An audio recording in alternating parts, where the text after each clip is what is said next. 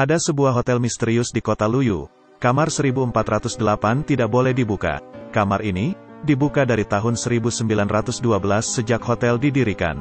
Total ada 56 orang yang meninggal, bunuh diri dengan melompat, atau menggantung diri. Tidak ada yang tahu apa yang terjadi di kamar 1408. Untuk mencegah banyak tragedi, hotel memutuskan untuk menutup kamar ini. Tetapi ada seorang penulis, yang menulis cerita hantu. Dia telah mengunjungi rumah-rumah berhantu di seluruh negeri, tapi tidak pernah melihat hantu. Dia tidak percaya dengan hantu. Mendengar kamar hotel ini, dia segera ke hotel itu, dan check-in di meja resepsionis. Tetapi diam-diam dia telah menelpon manajer hotel. Pria itu tersenyum, dan berkata bahwa kami akan meningkatkan Anda ke suite presidensial. Penulis mengatakan bahwa saya ingin kamar 1408, manajer memintanya datang ke kantor untuk mengobrol, dan merubah senyumnya. Saya dengan sungguh-sungguh meminta agar Anda tidak tinggal di kamar itu. Penulis tidak berkompromi. Manajer mengeluarkan buku catatan tebal. Anda dapat melihatnya. Korban pertama, meninggal pada tahun 1912 setelah pembukaan hotel. Dengan memotong tenggorokannya, penulis terus membalik setiap halaman. Ini adalah tragedi yang berbeda. Manajer mengatakan bahwa tidak ada yang melewati itu selama 1 jam. Dia lebih tertarik, mengatakan bahwa dia harus tinggal. Jika tidak saya akan menuntut Anda manajer hotel. Manajer akhirnya setuju. Manajer mengantarnya ke atas. Penulis bertanya apakah kamar kotor. Manajer menjawab kami akan membersihkannya setiap bulan. 3 orang secara bergilir, tidak boleh lebih dari 10 menit. Pintu harus dibuka. Tapi mesti begitu. Selama beberapa tahun seorang pekerja wanita menunggu di kamar mandi. Dia menunggu sampai orang keluar. Matanya hilang. Sampai di lantai 14. Manajer memperingatkan penulis untuk tidak masuk kamar itu. Sayangnya dia masih menolak. Time sama dengan 0.4s, lebih besar dari dia ditinggalkan sendirian. Dia mulai berjalan menuju 1408. Dan membuka buku catatan sambil melihat gambar-gambar di masa lalu. Gambar-gambar itu lebih menakutkan dan berdarah. Dia terpesona oleh buku itu. Tiba-tiba, dia menyadari bahwa dia sebenarnya telah kembali ke pintu masuk lift. Tetapi ada kekuatan dalam kegelapan. Dia menutup buku, dan fokus berjalan ke kamar 1408. Sebelum masuk, dia melihat seorang ibu di kamar sebelah dengan bayi. Kelihatannya dia tidak aman. Akhirnya dia tiba di kamar 1408. Memasukkan kunci, memutar kunci, membuka pintu, menyalakan lampu. Semuanya normal di dalam ruangan. Pria itu mencibir, menutup pintu dan melihat-lihat isi kamar. Mulai dari TV, tisu juga normal, kulkas juga normal. Hanya radio yang tidak biasa. Di atas karpet ada noda aneh dan gambar lukisan juga sedikit tidak biasa. Lalu dia membuka jendela, melihat keluar. Di luar tampak normal. Tiba-tiba, radio berdering dengan sendirinya. Membuatnya kaget. Pria itu membalikan kepalanya dan melihat. Sialnya, tempat tidurnya ada kotoran. Ia merasa ada seseorang di kamar itu. Jadi dia harus waspada. Tidak ada seorang pun di mana-mana. Dan saat ini dia menemukan bahwa tisu toilet di kamar mandi benar-benar menghadap ke mahkota. Dan udara semakin panas dan panas. Dan menemukan bahwa AC rusak. Jadi dia menelpon resepsionis untuk meminta mereka memanggil pekerja pemeliharaan untuk datang. Mereka setuju. Pada saat ini, pria itu penasaran dan mematikan lampu, memegang sinar ultraviolet. Seluruh ruangan benar-benar penuh dengan noda darah. Nyalakan lampu, dia menemukan ada yang aneh dengan lukisan. Dia menurunkan lukisan itu.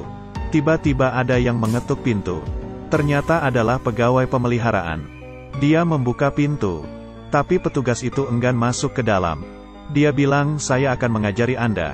Caranya, pria itu akhirnya memperbaiki AC sesuai dengan instruksinya. Kemudian dia berbalik, petugas pemeliharaan menghilang, dia menutup pintu.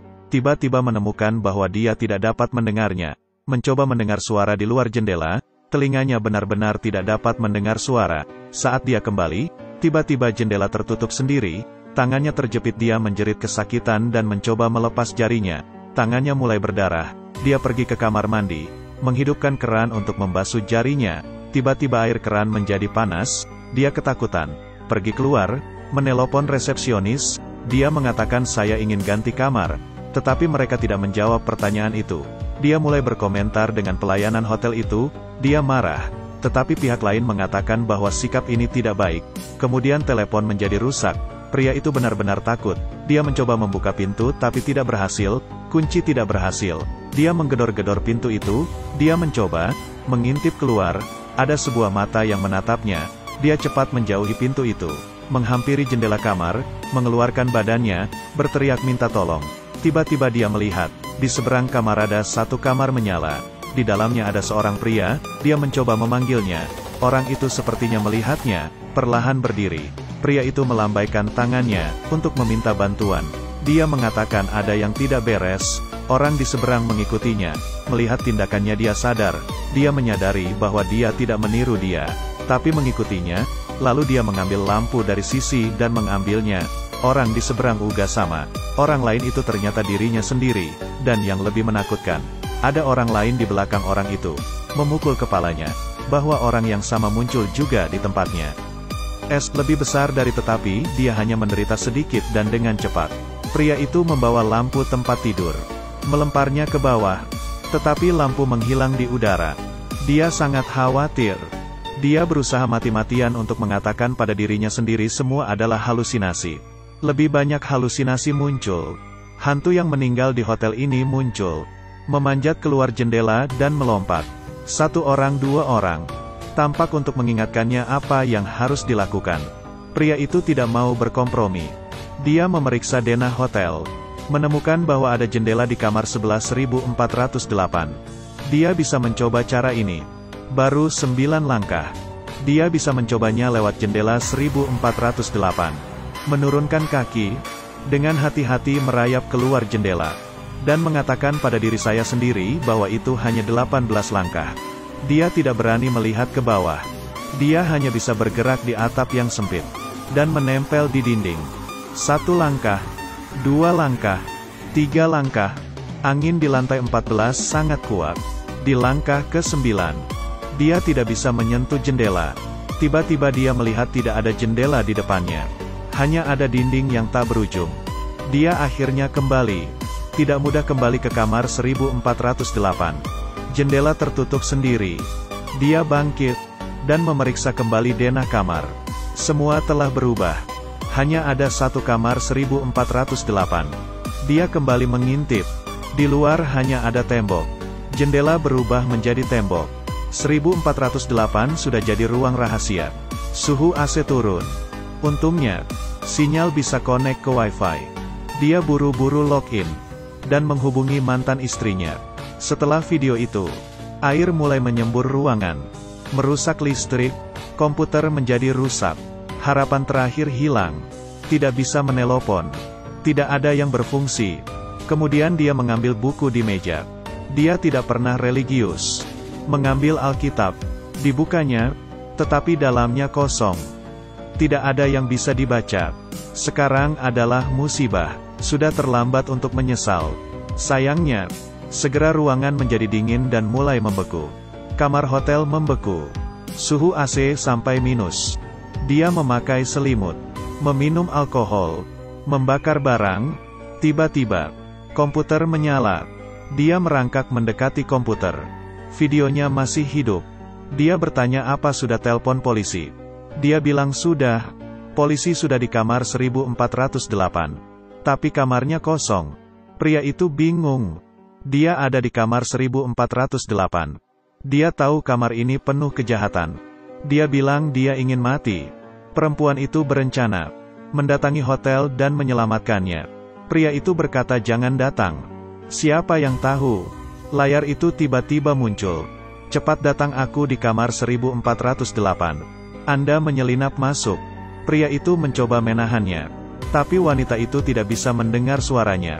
Pria itu menatapnya di layar. Pria itu tersenyum padanya. Tiba-tiba, ruangan mulai runtuh. Dinding mulai bergerak. Teriakan minta tolong kru juga mendengar satu demi satu. Di dalam kamar air terus turun. Pria itu bangkit, memukul lukisan, air mengalir keluar dari lukisan, dan membanjiri ruangan. Pria itu berangsur-angsur kehilangan kesadaran. Akhirnya dia tersadar. Dia ada di rumah sakit. Semua orang sangat gembira. Pria itu merasa tenang. Segala sesuatu tentang 1408 hanyalah mimpi buruk. Pernahkah mereka mendengar tentang hotel itu? Perempuan itu menjawab tidak. Jadi itu hanya mimpi. Kehidupan pria yang kembali ke jalurnya. Dia mengesampingkan kematian putrinya. Mengambil inisiatif untuk kembali dengan mantan istrinya. Pengalaman 1408 ditulisnya menjadi sebuah buku. Dia membawanya ke penerbit. Di kantor pos. Tiba-tiba dia menemukan bahwa petugas kantor pos adalah petugas hotel. Kemudian terjadi hal yang luar biasa. Semua orang di kantor pos sibuk menghancurkan tembok. Ada tulisan di dinding. Ini adalah kamar 1408. Ternyata, semua orang tidak pernah meninggalkan ruangan. Saat ini, ruangan telah menjadi reruntuhan yang terbakar. Putrinya yang sudah meninggal muncul. Dia meneteskan air mata dan memeluknya erat. Tidak lama, putrinya kembali mati. Pria itu tidak bisa terima. Kenapa putrinya harus mati 2 kali? Pria itu menghancurkan barang-barang di ruangan yang begitu kejam. Kemudian, penghitung waktu berakhir. Dia bertahan selama 1 jam. Kamar itu kembali seperti semula. Telepon berdering. Pria itu mengangkatnya. Ada suara di telepon. Berkata, bahwa jam ini akan memulai kembali putaran tak terbatas. Tapi Anda juga bisa memilih layanan check-out kilat. Melihat sebuah tali yang diikat. Membujuknya untuk bunuh diri. Suara di telepon juga. Mengatakan istrinya akan datang dalam 5 menit. Pria itu marah. Bahkan jika dia meninggal, dia akan merusak ruangan ini. Pria menghabiskan seluruh hidupnya melarikan diri. Setelah anak perempuannya meninggal, dia melarikan diri dari kenyataan. Ayahnya sudah tua di panti jompo. Dia membakar kamar, dan berniat membakar dirinya. Di lantai bawah, staf hotel semua diusir karena kebakaran. Mereka melihat api berasal dari kamar 1408. Membakar abis. Dia di atas bertekad. Dia menggunakannya botol memecahkan jendela. Kamar meledak. Semua habis di dalam 1408. Tidak ada lagi tragedi. Di dalam kamar 1408. Dia akan menjadi yang terakhir. Tetapi, kamar 1408 bukanlah kamar hotel biasa. Kamar hotel sebenarnya melambangkan hati seseorang. Tidak ada yang berani menghadapinya. Hanya ingin melarikan diri. Gemetar. Tetapi seringkali yang kesepian akan kalah. Jadi tolong jangan tinggalkan orang yang kamu cintai yang mencintaimu. Dengan mereka, kamu akan menjadi lebih kuat.